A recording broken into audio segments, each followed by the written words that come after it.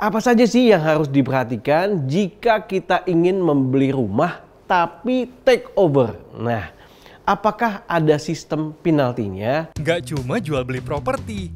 Sekarang, Rumah 123 bisa bantuin urusan KPR kamu. Lebih mudah, makin nyaman. Cobain cari KPR di Rumah 123. Satu tempat buat semua kebutuhan KPR. Dari nyari, ngajuin KPR, sampai pindah KPR, bisa. Ngajuin KPR di Rumah 123, tahu beres aja. Karena kami selalu ada buat kamu.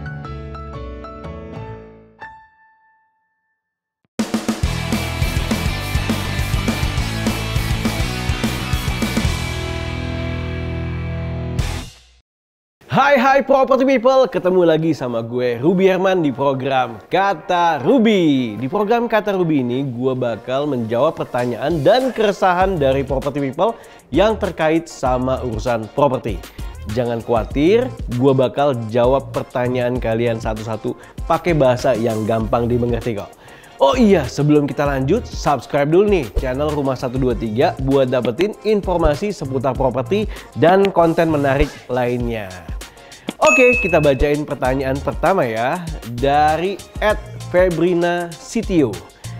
Apa saja sih yang harus diperhatikan jika kita ingin membeli rumah tapi take over?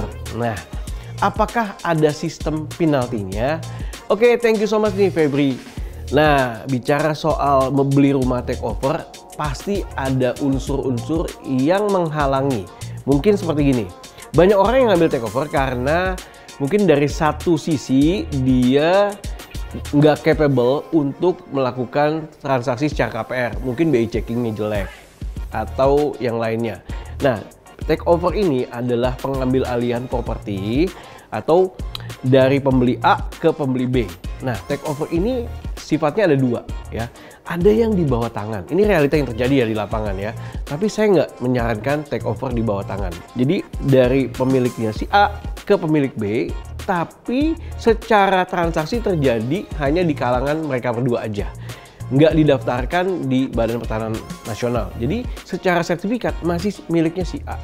Nah, itu yang saya nggak saranin. Biasanya take over di bawah tangan ini terjadi karena si B ini nggak sanggup atau nggak capable secara perbankan. Artinya BI checkingnya jelek, nggak di-approve untuk KPR-nya. Makanya dia mau take over aja dari si pembeli A. Nah, biasanya si pembeli A juga mungkin kondisinya lagi butuh uang atau lagi mengalami musibah sehingga dia udah nggak sanggup lagi nih untuk melakukan pembayaran rumah tersebut. Makanya terjadilah take over.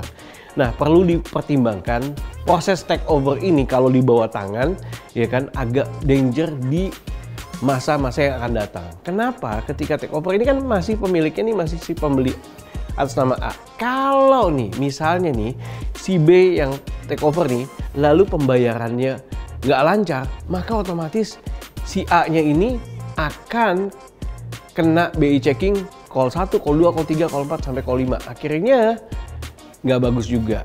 Itu resiko yang terjadi. Jadi kalau take over itu perlu dipertimbangkan masa-masa.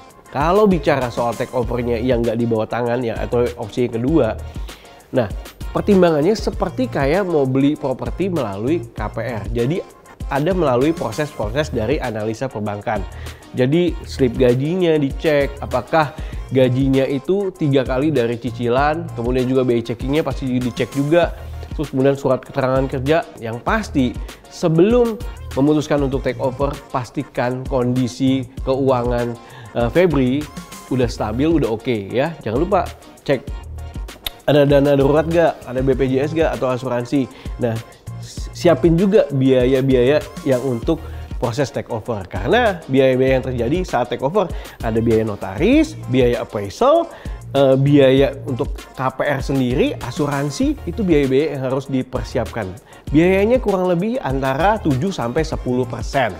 Nah, kalau bicara soal sistem penaltinya, ini case per case dari perbankan yang menerbitkan KPR tersebut. Ada waktu-waktu di mana ada masa penalti. Sekali lagi, take overnya tergantung masanya. Nah, itu bisa diceknya di mana? Di perjanjian saat SP3K atau perjanjian kontrak KPR. Karena kalau misalnya ada perjanjian di mana dalam waktu 5 tahun, ya nggak bisa untuk take over atau bisa tapi kena penalti yang nilainya lumayan. Ini sekali lagi ya, balik lagi ke case per case atau tergantung surat perjanjian kontrak kredit tersebut. Jadi untuk detailnya silakan menganalisa masing-masing misalnya rumah ataupun properti yang mau di take over. Oke, semoga bermanfaat ya buat Febri. Nah, gue juga mau kasih tahu nih buat kalian yang ngerasa berat dengan cicilan yang sekarang kayak tadi ya, mungkin ada yang ngerasa berat nih, pengen lebih hemat dengan mencari bunga yang lebih ringan. Pas banget nih, kalian bisa ngajuin take over KPR di Rumah 123. Langsung aja ketik di bawah ini atau klik linknya ya di kolom deskripsi, pindah KPR di Rumah 123, cicilan aman, dompet pun nyaman. Nah, property people, kalian yang mau nanya juga langsung aja tulis pertanyaan kalian di kolom komentar di bawah ini. Sertakan nama IG kalian karena bakal ada hadiah menarik buat pertanyaan yang terpilih. Oke, kita masuk ke pertanyaan kedua ya. @dinda.rahmalia. Tips jual rumah yang tetangganya tusuk sate. Wah, dekat pemakaman tapi cuma 2-4 rumah aja sih isinya. Jadi gini, kalau menurut saya tips jual rumah yang tetangganya tusuk sate nih, ya kan, artinya kan rumahnya nggak tusuk sate kan. Jadi sebenarnya nggak ada masalah sih, karena ini kan tetangganya yang tusuk sate ya. Artinya rumah dia fine-fine aja. Nah, menurut saya sih laku-laku aja. Yang penting saat kita jual rumah, ya, intinya saat kita mau display rumah kita, ya kita harus perhatikan ya bagaimana kebersihannya, kenyamanannya, kemudian fasad dari rumah tersebut. Karena orang itu bisa jatuh cinta pada pandangan pertama, ya kan? Nah, sama nih seperti rumah yang kita jual, jangan sekedar aja dalam memasarkan rumah, ya. Jadi Anda harus bersihin, dirapiin, bikin nyaman, ataupun mungkin dicat fasadnya, atau di dalamnya mungkin ada tambahan interior sedikit yang mungkin biayanya rendah, tapi itu bisa membuat nyaman sehingga valuasi atau nilai rumahnya bisa cenderung lebih tinggi dibandingkan kalau begitu masuk kotor, ya kan? Nah, itu beda banget. Nah, kalau bicara soal dekat pemakaman, ya ini balik lagi, tergantung. Karena kalau bicara soal kayak di kota-kota besar, memang banyak rumah-rumah yang dekat sama pemakaman juga ada gitu loh. Tapi it's okay, fine-fine aja. Ya kan, karena itu adalah kepercayaan masing-masing. Nah, ini bicara soal orang-orang yang kalau emang suka daerah tersebut dan kadang di sebelahnya ada pemakaman, nggak apa-apa. It's okay. Karena sekarang ini kan lebih berani ya orang ya. Nah, balik lagi, kadang kita nggak perlu kasih tahu bahwa di sini ada pemakaman, tapi kalau orang udah tahu ya anggap aja udah kayak taman gitu kan. Banyak perumahan yang juga ada taman ya, pemakaman di dalamnya atau di sekitar situnya. Dan sekarang ini ya dijadikan oke-oke aja ya. Bahkan sekarang banyak pemakaman yang konsepnya modern. Semoga bisa bermanfaat ya Dinda. Nah, just info lagi, Dinda bisa kontak juga property agent di sekitar rumah Dinda ya untuk bisa membantu pemasarannya. Nah, saya mungkin agak sedikit miss nih sama pertanyaannya tetangganya tusuk sate. Nah, just info juga bahwa tempat-tempat yang tusuk sate itu banyak sekali juga peminatnya. Kenapa? Menurut berbagai kepercayaan dari orang, ada juga rumah tusuk sate ini yang diminati karena lokasinya yang strategis, mudah dicari orang, dan kalau buat rumah ini mungkin dijadikan semi usaha, nah ini menjadi tempat yang bagus. Ada juga ya rumah yang dijadikan sebagian tempat untuk kayak promosi atau naruh plang, jadi banyak orang kelihatan. Ya, oke Dinda, semoga bermanfaat. Buat property people yang pengen nyari apartemen, rumah, tanah, atau lainnya, kalian bisa cek di websitenya rumah123.com. Di situ kamu bisa temukan semua jenis properti plus simulasi KPR-nya. Coba cek sekarang juga di rumah123.com/KPR. Nah, seru banget kan pembahasannya? Jangan lupa nih, subscribe dulu yuk Rumah 123 sekarang. Oke deh, kita lanjut ke pertanyaan berikutnya. @zelin_eyelash. Bro, saya mau beli properti tapi saya banyak lihat video tentang anak muda yang bilang sewa aja lebih murah daripada beli. Ya sewa sih pasti lebih murah daripada beli, betul ya kan? Oke, nanti gue bahas ya. Gimana menurut Bro Ruby tentang mindset seperti ini? Kalau secara keuangan sih saya siap, cuma ada ketakutan pembayaran KPR-nya aja. Mohon saran dan terima kasih Rumah 123 untuk buat program ini yang cocok buat menjawab keresahan anak muda. Wah, mungkin nih siapa tahu nih property people yang sama nih seperti ini kondisinya, galaunya seperti ini ya. Oke, gue mau share nih. Kalau tadi dibilang sewa pasti lebih murah dibanding beli, ya kan? Satu sisi ada benarnya, tapi ingat loh, sewa ya sewa, gitu kan? Sampai kapan pun sewa bukan milik Anda, ya kan? Nah, saya ingat nih, waktu saya masih kecil, ya, saya nggak tahu property people main juga nggak, main games namanya Monopoly. Nah, saya nggak tahu property people kalau yang main tulis di komen, saya main gitu kan ya. Tapi saya main Monopoly, di mana waktu dalam permainan Monopoly itu, ya kan, kita awalnya diberikan uang, ya, sekedar ya buat jadi modal. Nah, lalu ini kayak seperti kehidupan, di mana kita berjalan kan, berjalan mengitari, ada banyak, ada problema, ada kesempatan gitu kan. Ada juga ketika melakukan kesalahan bisa masuk penjara gitu kan. Tapi itu realita dalam kehidupan. Tapi dalam games Monopoly tersebut, ketika kita mendapatkan income, kita diberikan kesempatan untuk namanya punya properti. Ingat kan? Ada rumah, ada hotel. Selalu ketika kita punya pilihan, kita mau muter-muter aja dapat income, nggak invest atau nggak beli rumah atau cuman muter aja, tapi kalau jatuhnya ke tempat orang, kita harus bayar namanya sewa. Ya kan, sama nih dalam kehidupan sama. Ya kan, ketika kita nggak punya properti, ya dari waktu ke waktu kita nyewa terus. Tapi hidup ini ada pilihan. Ketika kita punya uang, kita siap, kita bisa namanya waktu main Monopoly itu beli properti.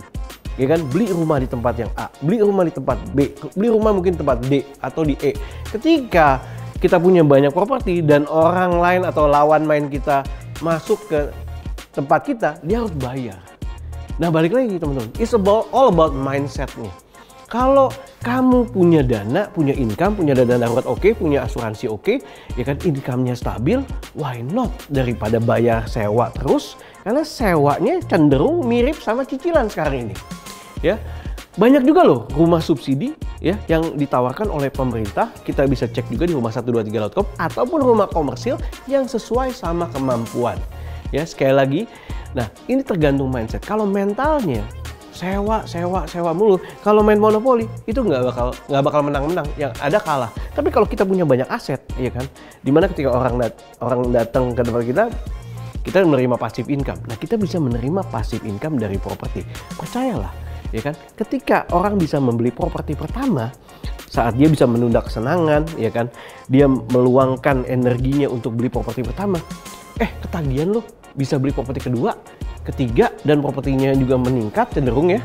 Kemudian bisa disewakan, akhirnya dapat income dari berbagai properti yang disewakan, akhirnya passive income dan bisa punya properti yang banyak dan bisa bertanggung jawab kepada diri sendiri. Nah, balik lagi, opini orang atau orang bisa menginfluence segala macam, tapi balik lagi, kita menyikapinya seperti apa. Ingat loh, para orang-orang kaya, miliarder, triliuner itu rata-rata punya properti yang banyak, ya kan? Anda mau pilih cuma sewa aja, ya kan? Uangnya dihambur-hamburkan, atau Anda bisa start your investment in property. Sekali lagi, semoga bermanfaat ya. Kalau bicara soal keuangan, jangan takut. Yang penting kita kerja keras, ya kan? Kita punya passion di kerjaan kita, sehingga kita bisa bayar cicilan yang sesuai dengan kemampuan kita. Ya, alokasi sekitar 20%. Oke, semoga bermanfaat dan tonton terus. Silahkan share ke video ini ke teman-teman yang lagi galau sama seperti Anda. Thank you so much. Nah, yang mau tahu lebih lanjut seputar tips jual beli properti, info KPR, dan panduan seputar properti lainnya, kamu bisa cek langsung nih di rumah123.com/panduan properti. Karena Rumah 123 selalu ada buat kamu. Nah, property people, terima kasih banget ya udah nonton episode ini. Buat yang masih mau nanya seputar properti, tulis langsung aja di kolom komentar video ini. Jangan lupa sertakan nama akun IG kalian supaya bisa kalian klaim nih hadiahnya. Dapetin juga informasi lengkap tentang properti dengan subscribe channel YouTube Rumah 123 sekarang juga. Jangan lupa like dan share video ini ke teman atau kerabat lo yang masih suka bingung soal properti ya. Ngajuin KPR di Rumah 123, tahu beres aja. Karena Rumah 123 selalu ada buat kamu. Gue Ruby Herman, sampai jumpa next episode program Kata Ruby.